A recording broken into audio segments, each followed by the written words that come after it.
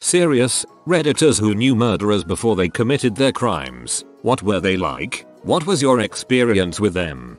Had a good friend that shot his mother 7 times, threw her body on a pile of branches and set it on fire, then called the police to come pick him up. When I knew him, he could be your best friend. Or if he felt slighted by you, your worst enemy. Literally could be the sweetest human or an absolute tyrant. Our grandparents lived next door and one day he came around looking for me, though I was at work, and he wound up spending 2 hours helping my grandparents move furniture. Another time hanging out with friends, he showed up covered in blood crying because he thought he might have killed someone at an earlier party. You just never knew what you'd get with him. Near the end though, he was slipping further into mental illness from everything I heard from friends. I had joined the army so I was gone, but my sister still was friends with him. The week before he killed his mother, he went to the police department complaining that he was getting messages from his computer to kill her. Edit. I confused a major point. When he went to police, he complained that his mother was trying to poison him.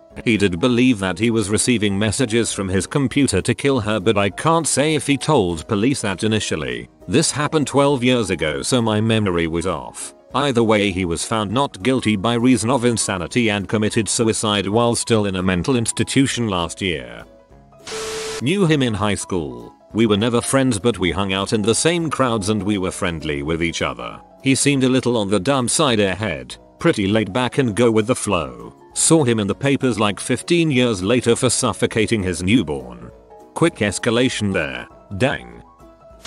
My stepmother hired her 17-year-old son, my stepbrother, to kill the boyfriend of my step-grandmother. The son was a troubled kid. Lots of trouble throughout his teenage years. I never really thought about it because my older blood brother also got in a lot of trouble growing up. The stepmother was actually really nice to me. Seemed like a normal person. I remember I still didn't really like her very much. Thinking about it, I never really knew why. My dad has a history of drugs, alcohol, and met my stepmom in NA meetings. They were successful rehabs that sponsored new NA members and were very active in their community. The stepmom ran the youth center on her own dime. My dad always told us that he would never marry again after my mum, but decided to during the trial. You can't force spouses to testify against other spouses in Canada. It's suspicious. I watched a HD crime documentary on the case 7 years ago with my dad the day it aired. Watched him cry for the first time in my life and kept saying how bullshit some of the evidence was. Made me think he really does believe she was innocent. They even said on the show that the only concrete evidence they had that she paid her son to murder was the son's confession. Her son took a deal and was out in 7 years. She got first degree. The trial took many years, and the sentence did not allow for the time spent in trial to count for time served. She has like 14-17 years left, and my dad and her are in their late 60s now. She most likely will die in jail. I don't know what to say to this except, I'm sorry. My tiny town has had 3 murders in the past 25 years and I rode the school bus with our newest murderer, and my grandma lived next door to the murderer before that. The newest murderer was a kinda weird but not creepy kid who didn't really understand boundaries and talked about masturbation pretty often. He got suspended from school when he was 16 for getting caught masturbating at school and then again getting into a fight, and so he moved to the school in the next town over. Time goes by and when he was like 19 he killed his dad on Thanksgiving Day by shooting him in the back of the head with a shotgun and then drove around with his dad's body tied to the pickup truck for a while. He eventually went to see his mom and grandma with the body in the back of the pickup truck covered with a tarp. When his dad didn't show up for Thanksgiving lunch or dinner, they called the cops and they found the body and the son confessed. I won't give any details, but that sounds disturbingly like one that went down in my hometown. Same kind of guy, same kind of murder, same holiday. Wasn't recent though. I knew a guy who burnt down a house trying to kill a rival drug dealer. The drug dealer got away but his entire family, including 3 children, as well as his girlfriend, were killed in the fire. The guy was a real piece of crap. He was dating a friend of mine's younger sister and I kept trying to tell her he was bad news. After he was arrested she said, "I know he didn't do it. He's the nicest person in the world." I responded, "He has a freaking swastika tattooed on his chest." Edit. Crap. 3 children. A kid in elementary school. He had the weirdest raspiest voice. He was nice but always talked about how he had staples in his head and all this stuff a 4th grader should not know about. He would also disappear for weeks at a time, like just not come into school. About 10 years later, while I was in college, I saw him on a Google News feed. Apparently him and his brother had beaten their father to death with a hammer. Couldn't find the article cause apparently kids beating parents to death is a pretty common thing. Sounds like they were abused. Went to school with a guy who murdered his dad's girlfriend and her 5 years and 7 years old daughters in an absolutely horrific way. He always had a temper issue growing up. He would get really angry, explosively angry even at a younger age. I thought he was nuts and was proven correct when he killed 4 people including 2 innocent little girls over getting mad at his father for not letting him borrow his truck to go to the movies. We rode the bus together and in like 7th grade he got mad at me and told me he would kill my entire family. I have known 2. One was my dad's close friend. I always liked him. He was a very kind man and always the first to help someone in need. He was also always a very strange dude. One day he shot someone to death he didn't like and covered up the crime for years. The second one was my brother's ex-boyfriend. They had an extremely violent and vindictive relationship. After they split, the ex found someone new to abuse and ended up stabbing him. I'm glad that it wasn't your brother who got stabbed. A few years ago, I attended a series of personal growth seminars and was paired up with a partner for certain assignments. He was definitely a troubled kid, much younger than the rest of the seminar participants, and I got the feeling his parents had signed him up to try to help him get his life back on track. I could tell he resented having to do the work involved, and at times he seemed angry about the ways his parents tried to control him. A few months ago, he attacked his parents and brother in a brutally violent way. His mom died, the other survived. I'd like to say it came as a complete surprise, but it really didn't. Sounds eerily like what happened with Doublelift. At that time, he had been investigated for the murder, thoroughly, but nothing came of it. So I guess this was technically after the murder, but no one knew. Everyone thought he was innocent at this point. He was a friend of my husband's family and was at our wedding. Went to church with us. Met our kid. We went out to meals with us. He seemed very normal. He was friendly and well spoken. My father-in-law told me he didn't believe it and that if this guy actually had done it that he would never be caught. Fast forward 8 years. He gets arrested and charged after an anonymous tip. Turns out he had forced his son to help him dispose of the body under threat and the son had finally came forward and provided evidence. I went to elementary school with a guy who ended up killing members of his wife's family. In school, he was often loud and acted out. His family was affiliated with the big local gang, and the kid talked a lot about guns and things of that nature. He was kind of funny at times, and never mean or a bully in my experience, just someone who talked about violence. My family was pretty neglectful and I almost never had a lunch, and I remember him offering me some of his lunch on multiple occasions, even though his family usually packed him fast food that he loved. I also remember seeing a poem he wrote. I don't think he wanted to share it, and I didn't fully intend to read it. I grew up in a house where you needed to know everything to avoid provoking danger, so I had an unfortunate habit of collecting intel wherever I went. Either way, the poem was basically about how he had a good heart even though he had a hard time being good. It breaks my heart to think of him. He had a lot of kindness in him, but since childhood, most adults in his life basically believe that he would become a criminal. It's a vicious world that sets people up for failure before they're born. My mom's family absolutely adored our local rabbi. He did all of our weddings, bar mitzvahs, and baby naming ceremonies. He came over for dinner with my grandparents often. He was in lots of our family photos and many of them were framed on our wall. His family lived right down the street from our home. His wife was sweet and was a role model for my mom and her sisters when they were young. Nobody ever detected anything wrong with them. He was a pillar in our community. Then one day his wife was found brutally murdered. She was beaten to death with a lead pipe right in the middle of their home. Everybody assumed it was a botched burglary or some random home break-in. Nobody suspected our rabbi, who had a full alibi anyway. My whole family went to the funeral and then back to their house after to sit shiva. Jews spend the whole week after somebody's death sitting in their home. comforting them and helping clean the house and prepare meals. Things started to seem strange as soon as they entered the house. The huge blood stain was still visible on their white carpet, and while everybody else seemed uncomfortable and tried to avoid that room she was killed in,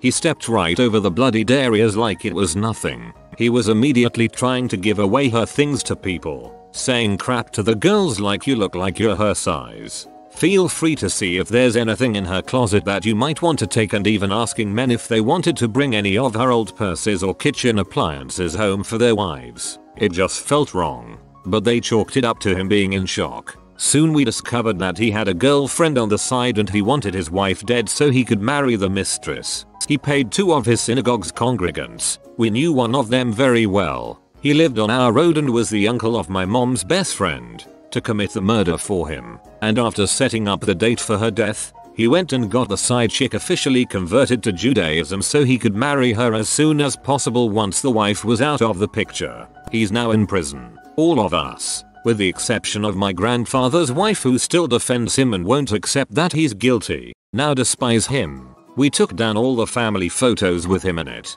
His temple is now being run by all new people. Unfortunately, he's still in all of our family albums because he's at the center of most of our wedding bar mitzvah pics. Such a scumbag. We had no idea. Guy I went to high school with was super cool and pretty mild-mannered, shot 5 people, execution style, in a robbery a few years later. Saw him on the news and my mouth dropped.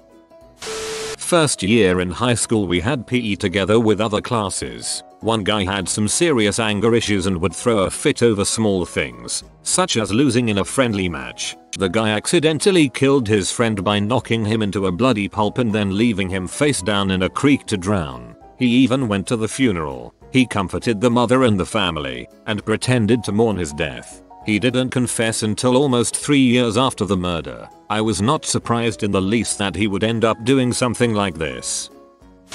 Sister's friend. They had stopped hanging out because the friend had changed school, murdered a fellow classmate and tried to hide the body. She seemed fine at like 12-14ish. I don't know if it was 8th grade or freshman year, but she started hanging out with the goth kids, which I know means nothing. She seemed to have a fake personality. You know the internet joke about bitchy resting face? This girl had more of an evil, plotting against you resting face. Well, there was some minor drugs use, some drinking, I think perhaps some fighting, and she was sent to an alternative school, thus not hanging out with my sister. I guess she was the cool kid there, being the new one. And sometime later came a new kid who everyone liked more. She couldn't stand being second, and having her fame popularity taken away, she invited the girl to lunch, strangled her in a Taco Bell parking lot, cut up the body with help from 2 friends, tried to burn the body, and then hid pieces of it. Somehow that only gets you 45 years in jail.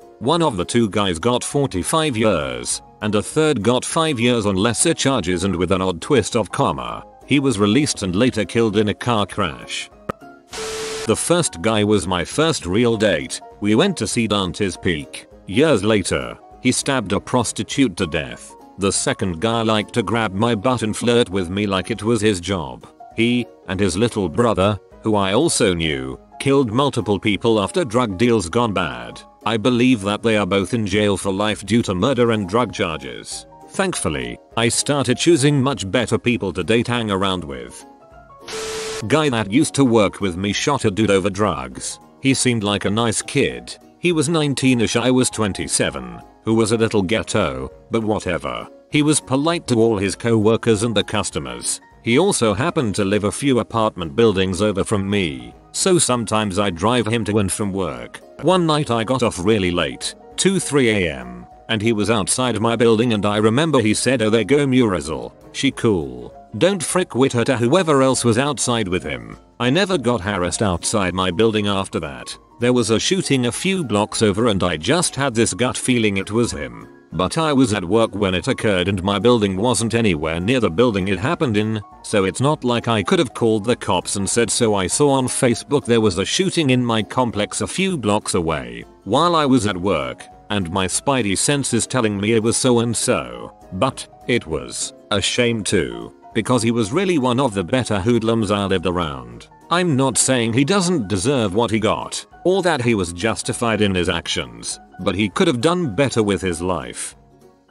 I know two. One is the sister of a friend from high school. She murdered her newborn when she was 15 and is the reason for my state's safe haven law. I know her now, after her time in prison. I truly believe she was a lost, terrified teenager too scared to confront her Catholic family with a baby. She hid her pregnancy. She is a totally different person in adulthood. The second was a classmate. Went to school with him for 12 years. He was shy and quiet but always very laid back and friendly. He got high on every drug imaginable and murdered his parents with a homemade machete. It was brutal. Drugs are bad, kids.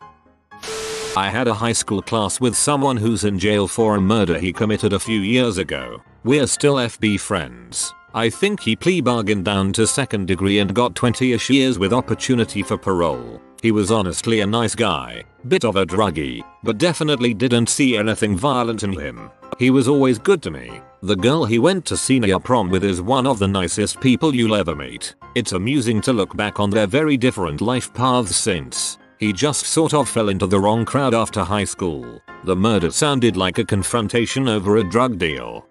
TL. DR. Mentor friend former Bible school teacher invited me to her house one summer. Met her husband. Got bad vibes. He later murdered her because he didn't know how to just divorce her. Sucker. Around the time I started middle school, my family moved one state over. A woman from my parents' former church asked if I wanted to come back for a week and help with VBS. I liked kids. I missed my friends. I didn't particularly like my parents and she was kind of an amazing human being, so I said sure. I got to meet her baby, cutest freaking baby ever by the way, and her husband. Her husband was nice, cordial. The teacher and her mill were super positive, intelligent, witty, funny, and happy, so I remember thinking it was weird that he just seemed unhappy about everything. He perked up when they brought up the house they were building. He was sweet to his kiddo. I recently found a journal from that summer and came across a paragraph I wrote.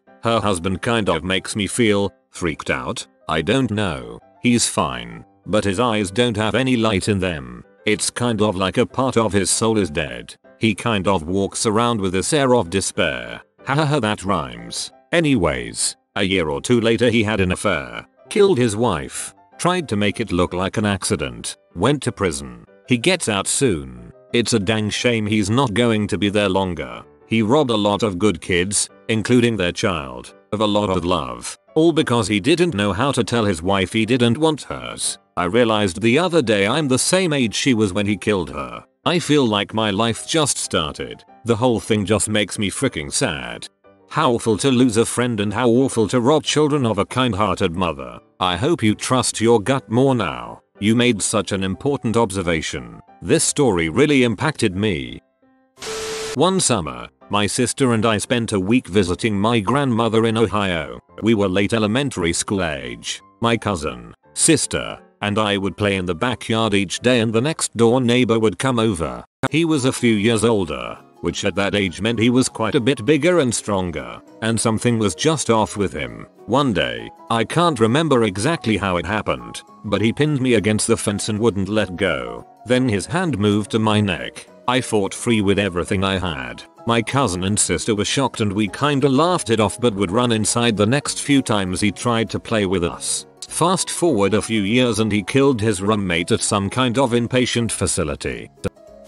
LV worked with me at a now defunct variety store chain. He was a bag boy at the front lines. Met and dated another employee, Valerie. Seems that LV had a serious drug habit. One day he tried to take Valerie's supplemental assistance check to go buy drugs. She wouldn't give it to him, stating it was for her kids. He walked out to the car, got the tire jack, went inside, and beat Valerie and both her children to death. One child was 5 years old, and the other one was 9 months. He's on death row, and has been for many years. Eventually he'll meet his maker. Mike was one of my classmates in high school. Lost track of him after he moved away. He made national headlines in 1986 when he and a buddy had a huge shootout in Miami with the FBI, resulting in 2 agents dead and 5 wounded. Mike and his partner did not survive. See, I had a girl I was sweet on in school, and she was always dragging her younger brother around with her as kind of a chaperone. Kind of made dating a hassle, but she was worth it. Some years later I read in the paper that little brother killed his college roommate in order to steal his Volvo. Who kills a guy for a Volvo? I ask you. Doing life in prison with a possibility of parole. But so far he's still there. D. Across the street from me was a nice newlywed couple and their son, Simon. Hard-working folks, but their son was destined to be an only child. They moved away when he was about 10, and then in 2001 Simon, who was now 20, was arrested for the strangulation of a high school classmate. The really crappy thing about this is that Simon's dad and the victim's dad both worked at the same company and had known each other for years. They did not know about the murder until over a year later, when Simon bragged to someone about the crime. Girl's dad thought the girl had run away and had spent thousands searching for her, now serving life without parole. And although I didn't talk about him, there was a co-conspirator who also got life. Second crappy note, the person he bragged to was the mom of the co-conspirator, with whom he had a physical relationship, who turned them both in. Justice, right? E. Frankie was a drinking buddy. He told me that Jimmy was pee him off, and he deserved to die. I thought nothing of it, of course it was the beer talking. 1 week later Frankie was in jail, and Jimmy was dead. Served 16 years. Jesus, where do you live? Your schoolmates, your neighbor, your coworker. Had a client who was always really weird and could just tell he was off. He worked with handicapped kids as a chauffeur type of person. He had a heart attack and was even weirder after that episode, to the point that we would sarcastically make remarks about how there must be bodies in his home. One morning I read an alert of Facebook. I think I killed my son. The father told 911. His wife was leaving him, and he decided that since he can't afford to live on his own, he would murder their 4-year-old. He even told the courts that he knew killing a child would guarantee him life in prison, so he knew he would be fed and have a bed forever. He admitted that he knew he could not take the 12-year-old, as he was heavy and in awful shape, and that the mom would let him take the newborn that day, or he would have done it to them all, just to get to the mom. He is now in the system, awaiting a final trial because his lawyer keeps postponing, saying he won't get a fair trial locally.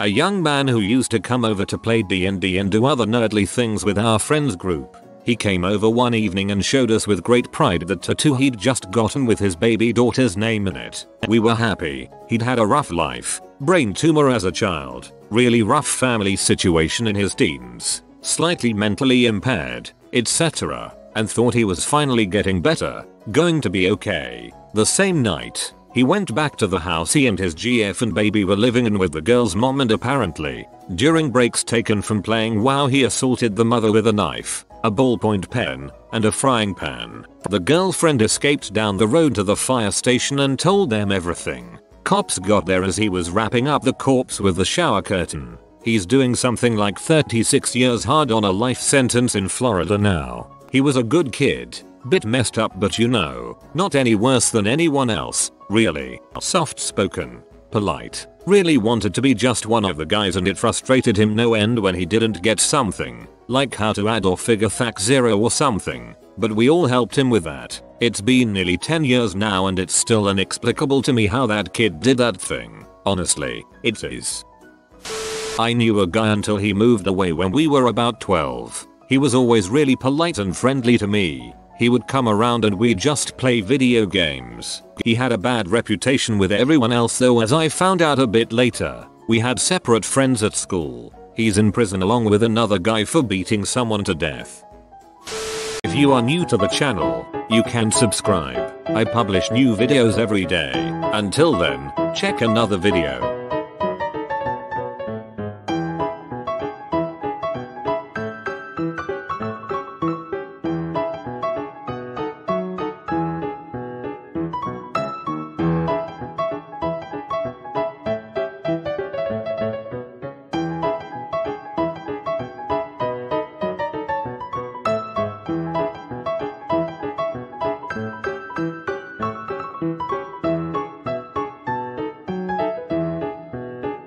Bye for now.